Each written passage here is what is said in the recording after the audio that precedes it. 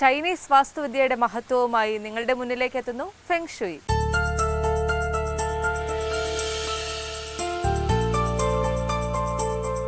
നമസ്കാരം. ഫെങ് ഷുയി സെഗ്മെന്റിലേക്ക് എല്ലാ പ്രേക്ഷകർക്കും സ്വാഗതം. ഫെങ് ഷുയി സംബന്ധമായ ചൈനീസ് വാസ്തുവിദ്യ സംബന്ധമായ നമ്മുടെ സംശയങ്ങൾക്ക് മറുപടി നൽകാനുള്ളത് Thejas feng shui director doctor Shaji K നായരാണ്. നമുക്ക് സ്വാഗതം ചെയ്യാം. സ്വാഗതം സർ. സർ, നമ്മൾ കഴിഞ്ഞ എപ്പിസോഡിൽ അവസാനിപ്പിച്ചത് ഒരു ജീവിത കഥ പറഞ്ഞുകൊണ്ടായിരുന്നു.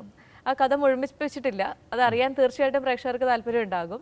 അതോടൊപ്പം തന്നെ നമ്മൾ സംസാരിച്ചിരുന്നത് ഒരു വീട്ടിൽ എന്തൊക്കെയാണ് പഴകിയ സാധനങ്ങൾ എന്നുള്ള ഗണത്തിൽപ്പെടുത്തേണ്ടത് എന്തൊക്കെയാണ്, അത് ഒഴിവാക്കിയില്ലെങ്കിൽ ഉണ്ടാകാവുന്ന ഭവിഷ്യത്തുകൾ എന്തൊക്കെയാണ്, ഇത്തരം കാര്യങ്ങളെക്കുറിച്ചൊക്കെ ആയിരുന്നു.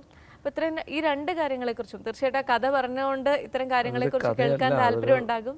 സംഭവമായിരുന്നു, ജീവിത കഥയാണ്. പക്ഷെ അതൊരു കഥയുടെ ഭാവത്തിൽ പറഞ്ഞപ്പോൾ അല്ല, അതിനകത്ത് ഞാൻ ഈ വീടിനകത്ത് ഉപയോഗിക്കുന്ന പഴയ സാധനങ്ങൾ മാറ്റണം എന്ന് പറഞ്ഞതിൻ്റെ കൂട്ടത്തിൽ എൻ്റെ ഒരു അനുഭവം ഞാൻ പറഞ്ഞതേ ഉള്ളൂ. കാരണം ഈ ഒരു വർഷമായിട്ട് നമ്മൾ ഉപയോഗിക്കാതിരിക്കുന്ന എന്ത് സാധനം വീട്ടിലുണ്ടെങ്കിൽ അത് നെഗറ്റീവ് എനർജിയാണ്. വീടെപ്പോഴും നീറ്റ് ആൻഡ് ക്ലീൻ ആയിട്ട് ഉപയോഗിക്കണം. പഴയ ഡ്രസ്സായിരുന്നാലും അല്ലെങ്കിൽ പഴയ ഈ പാത്രങ്ങളൊക്കെയാണ് പൊട്ടി ഉടഞ്ഞതുമായിട്ടുള്ള ഗ്ലാസ്സൊക്കെ ഉണ്ടാവും, ഈ ടൈലിൻ്റെ പീസുകൾ. കാരണം നമ്മൾ കയറുന്ന സ്റ്റെപ്പ് പോലും അതിലിട്ടിരിക്കുന്ന ടൈല് പോലും പൊട്ടിയിരുന്നു കഴിഞ്ഞാൽ ആ വീട്ടിൽ ദോഷമാണ് സംഭവിക്കുന്നത്. അങ്ങനെ പല വീടുകളും നമുക്ക് നോക്കുമ്പോൾ അറിയാൻ പറ്റും. ഇപ്പം അവർ ഫോണിൽ കൂടെയാണ് കൂടുതലായിട്ടും കൺസൾട്ട് ചെയ്യാറ്. വീട് പോയി കറക്റ്റ് ചെയ്ത് കൊടുക്കുമ്പോൾ നമുക്ക് അവരുടെ പ്രോബ്ലംസ് എന്തൊക്കെയാണ് അത് കേൾക്കുമ്പം തന്നെ അറിയാൻ പറ്റും. നിങ്ങളുടെ വീട്ടിൽ ഇന്നൊരു പ്രോബ്ലം ഇല്ലേ, പോയി നോക്കിയിട്ട്. പല വീടുകളിലും അങ്ങനെ ഉണ്ടായിട്ടുണ്ട്.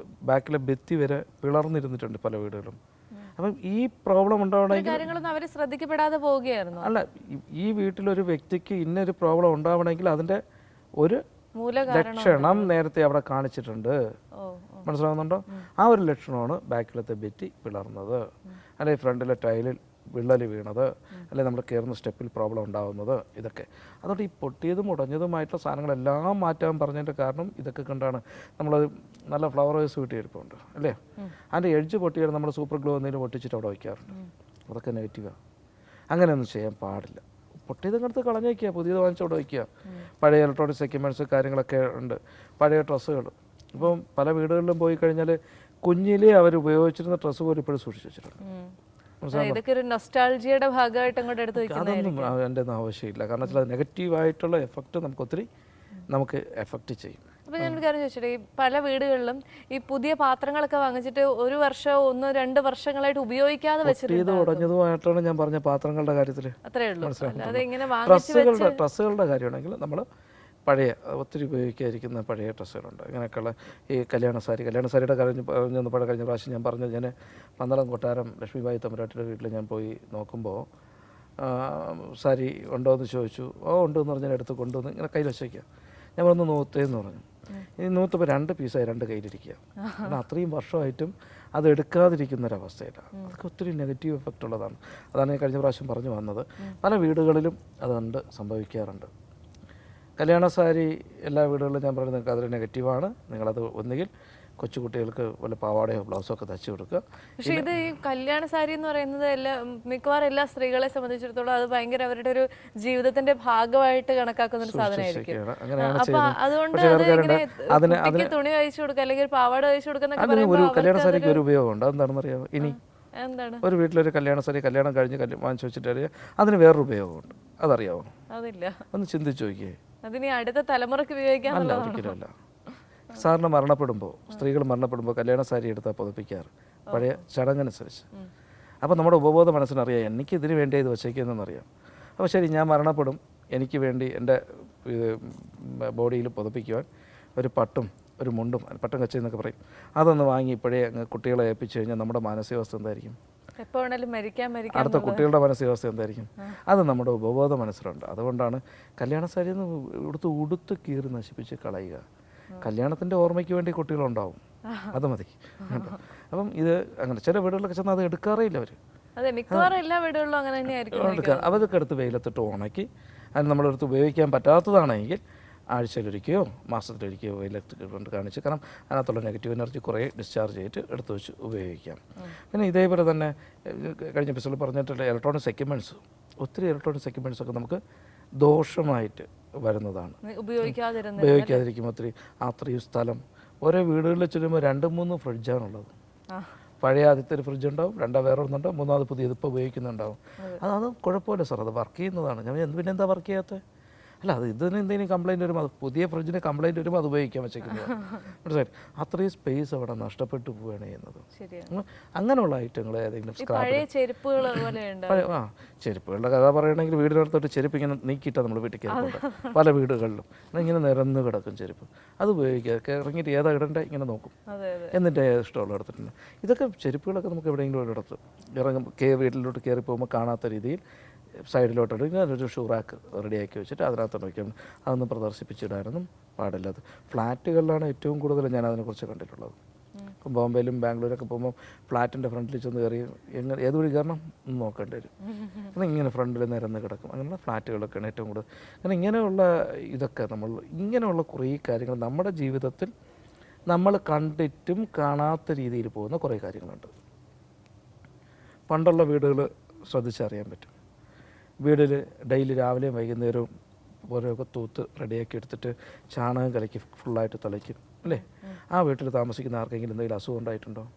ഈ ജലദോഷമോ പനിയൊക്കെ പഴയ ആൾക്കാർക്ക് കൂടുതലായിട്ട് ഉണ്ടായിട്ടുണ്ടോ?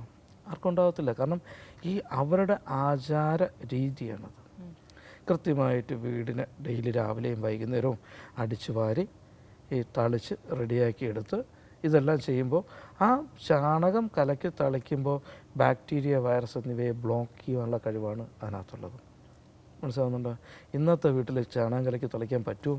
ചാണകം തന്നെ കാണാനില്ല. കാണാം. ഇന്നത്തെ വീട്ടിൽ തളിച്ചു കഴിഞ്ഞാൽ കുട്ടികളന്ന് വീട്ടിൽ കയറത്തില്ല. കുട്ടികൾ വേറെ അടുത്തുള്ള വീട്ടിലായിരിക്കും. പലയിടത്തും അത് ചെയ്യുന്നുണ്ട്. എന്നാൽ തമിഴ്നാട്ടിലൊക്കെ ഇഷ്ടംപോലെ ചെയ്യുന്നുണ്ട്. ഇപ്പോഴും പൂജാ ഷോപ്പിൽ കിട്ടുന്നുണ്ട്. ഈ മഞ്ഞളും ഇതും കൂടെ ചേർത്തുള്ള ഒരു ഇത് കിട്ടുന്നുണ്ട്. അതവർ വീടിന് ചുറ്റും കലക്കി തളിക്കുന്നുണ്ട്. നമുക്ക് മാത്രം നമ്മളിലുള്ള പഴയ പല ആചാരങ്ങളും അത് നമ്മൾ നഷ്ടപ്പെടുത്തി കളയുന്നു. ഇതിൻ്റെയൊക്കെ ഭാഗമാണ് ഈ വാസ്തുവിൽ ഫെങ്ഷുയിൽ എന്താ ചെയ്യുന്നത്? വീടിന് ഇടിച്ചു നിരത്തോ കേടുപാടുകളോ വരുത്താതെ ഫെങ്ഷുയുടെ ടൂളുകൾ അപ്ലൈ ചെയ്തുകൊണ്ട് ആ എനർജി ലെവൽ കറക്റ്റ് ചെയ്ത് അവരുടെ വീട്ടിലുള്ള ആൾക്കാരുടെ എനർജി ബൂസ്റ്റ് ചെയ്യുന്നു, അല്ലെങ്കിൽ അവരുടെ സന്തോഷവും സമാധാനവും ഉണ്ടാക്കി കൊടുക്കുന്നു. അതാണ് ഫെങ്ഷുയിൽ മെയിനായിട്ട് ചെയ്യുന്നത്. വാസ്തുവിൽ എന്താ ചെയ്യുന്നത്? സെയിമാണ് ചെയ്യുന്നത്. വീട്ടിലൊരു പൂജ നടത്തുന്നത് എന്തിനു വേണ്ടി നടത്തുന്നു? ഇതെല്ലാം മനുഷ്യൻ്റെ മനസ്സിനെ നിയന്ത്രിക്കുവാൻ വേണ്ടി, അതിലുള്ള നെഗറ്റീവ് എനർജിയെ പറിച്ച് കളഞ്ഞിട്ട് പോസിറ്റീവ് എനർജി മാത്രം നിർത്തുവാൻ വേണ്ടിയാണ് ഇത് ചെയ്യുന്നത്. പല ആൾക്കാരും എന്നെ വിളിച്ച് ചോദിക്കുന്നുണ്ട്, സാറേ ഞാനൊരു ലാഫിംഗ് ബുദ്ധ വാങ്ങി വീട്ടിൽ വെച്ചിട്ടുണ്ട്, എന്നിട്ട് എനിക്ക് സാമ്പത്തികമൊന്നും വരുന്നില്ല സാറേ. ഞാൻ വെച്ചാൽ എന്താ ജോലി? അത് പ്രത്യേകിച്ച് ജോലിയൊന്നുമില്ല. ഞാൻ ആദ്യം ജോലിക്ക് പോകും, നല്ല സാമ്പത്തികം വരും. അല്ല, ഒരു ലാഫിംഗ് ബുദ്ധയോ ഒരു ഏലസോ ഒരു പൂജയിലോ ഒരു വീട്ടിലും കാശ് കൊണ്ടുവരാനുള്ള കഴിവില്ല. അത് പലപ്പോഴും ഞാൻ പറഞ്ഞിട്ടുള്ള കാര്യമാണ്. സാമ്പത്തികം വേണോ? നമ്മൾ ആക്റ്റീവായിട്ട് വർക്ക് ചെയ്യണം. ആക്റ്റീവായിട്ട് വർക്ക് ചെയ്യണമെങ്കിൽ നമ്മൾ ഫുൾ പവർഫുള്ളായിട്ടുള്ളൊരു മനസ്സ് നമുക്ക് വേണം, ആരോഗ്യവാനായിട്ടുള്ളൊരു ശരീരം, നല്ലൊരു ശരീരം നമുക്കുണ്ടാവണം അല്ലേ? അലസതയും മടിയും എല്ലാം മാറ്റിയെടുത്തുകൊണ്ട് ഫുള്ളായിട്ട് വർക്ക് ചെയ്യാനുള്ളൊരു മനസ്സ് നമുക്കുണ്ടായിക്കഴിഞ്ഞാൽ ഏത് കാര്യങ്ങൾക്ക് ഇറങ്ങിക്കഴിഞ്ഞാലും അതിൻ്റെ തടസ്സമെല്ലാം മാറിക്കിട്ടും. അതിലാണ് നമ്മൾ ചെയ്യുന്നത്. അല്ലാതെ സാമ്പത്തികം ഒരു ദൈവത്തിനും നമുക്ക് തരാൻ കഴിയില്ല. ഒരു ദൈവത്തിനും വഴി, നീ ഇന്ന വഴിയിൽ കൂടെ പോയാൽ നിനക്ക് ഇന്നത് കിട്ടും എന്നത് മാത്രം ഒരു ഗൈഡ് ചെയ്ത് വിടുവാൻ മാത്രം എല്ലാവർക്കും കഴിയുള്ളൂ. അത് ജ്യോത്സ്യന്മാരായിരുന്നാലും ഞങ്ങളെപ്പോലെ ഫെങ്ഷി കൺസൾട്ടന്റ്മാരായിരുന്നാലും ഒരു പൂജാരി ആയിരുന്നാലും പറഞ്ഞു കൊടുക്കുന്നത് ഇന്ന രീതിയിൽ സഞ്ചരിക്കൂ എന്നാലേ നിങ്ങൾ സക്സസ് ആവും. ഇതേ പറഞ്ഞു കൊടുക്കൂ. അല്ല ഇന്ന രീതിയിൽ പോകൂ, നിങ്ങൾക്ക് അവിടെ കുറേ നിധി ഇരിപ്പോണ്ട് എടുത്തുകൊണ്ട് വരുമെന്ന് ഒരാരും പറയാറില്ല. അങ്ങനെ ആരും പറഞ്ഞ് അങ്ങനെ കിട്ടത്തുമില്ല. മനസ്സിലാകുന്നുണ്ടോ? അപ്പോൾ എപ്പോഴും വീട് ഒരു ക്ഷേത്രമുണ്ടാണെങ്കിൽ, വീടിനകത്തൊരു ക്ഷേത്രം പോലെ എപ്പോഴും നീറ്റ് ആൻഡ് ക്ലീൻ ആണെങ്കിൽ ആ വീട്ടിലുള്ള ആൾക്കാർക്ക് അസുഖങ്ങളോ കാര്യങ്ങളോ ഉണ്ടാവത്തില്ല. എപ്പോഴും ഒരു കൃത്യനിഷ്ഠ, നമ്മൾ എത്ര മണിക്ക് കിടക്കണം, എത്ര മണിക്ക് എണീക്കണം, എന്തെല്ലാം കാര്യങ്ങൾ നമ്മൾ ചെയ്യണം എന്നുള്ളൊരു കൃത്യനിഷ്ഠ കൃത്യമായിട്ട് നമ്മുടെ വീട്ടിലുണ്ടെങ്കിൽ അത് 100% നമ്മുടെ സകല പ്രശ്നങ്ങൾക്ക് നമുക്ക് പരിഹാരമായി മാറും. മനസ്സിലാകുന്നുണ്ടോ? പല ആൾക്കാരും വീട്ടിനകത്തൊക്കെ നമ്മൾ പലയിടത്തും പോകുമ്പോൾ ഞാൻ പറയാറുണ്ട്, നിങ്ങൾ ഒരു നേരമെങ്കിലും ഒരുമിച്ചിരുന്ന് ഫുഡ് കഴിക്കുക. വീട്ടിലുള്ള അംഗങ്ങളെല്ലാം ഒരുമിച്ചിരുന്ന് ഒരു സമയം, എപ്പോഴും അവർക്ക് സമയം കിട്ടില്ല, ഒന്നുകിൽ അത്താഴം കഴിക്കുക, ഇത് കഴിക്കുക. അങ്ങനെ കഴിക്കുമ്പോൾ നല്ല ഒരു പോസിറ്റീവ് എഫക്റ്റ് നമുക്കുണ്ടാവും. കൂടുതലായിട്ട് ഇതിനെക്കുറിച്ച് നിങ്ങൾക്ക് എന്തെങ്കിലും അറിയുവാനോ ഉണ്ടായെങ്കിൽ നിങ്ങളുടെ വീട്ടിൽ താമസിക്കുന്ന എല്ലാവരുടെയും ഡേറ്റ് ഓഫ് ബർത്തും വീടിൻ്റെ ഡയറക്ഷൻ ഇങ്ങോട്ട് നോട്ട് ചെയ്തിട്ട് വിളിക്കുക. എന്നെ ഡയറക്റ്റ് കാണണമെന്നുണ്ടെങ്കിൽ വെഞ്ഞാറമൂട് ഇലഞ്ഞിക്കാവ് ചാമുണ്ഡി ദേവി കുബേരക്ഷേത്രം കേരളത്തിലെ ആദ്യത്തെ കുബേരക്ഷേത്രമാണ്. ചൊവ്വ, വെള്ളി, ഞായർ ദിവസങ്ങളിൽ ക്ഷേത്രത്തിൽ ഞാൻ ഉണ്ടാവും. വിളിച്ച് ബുക്ക് ചെയ്തിട്ട് വരിക. നമസ്കാരം.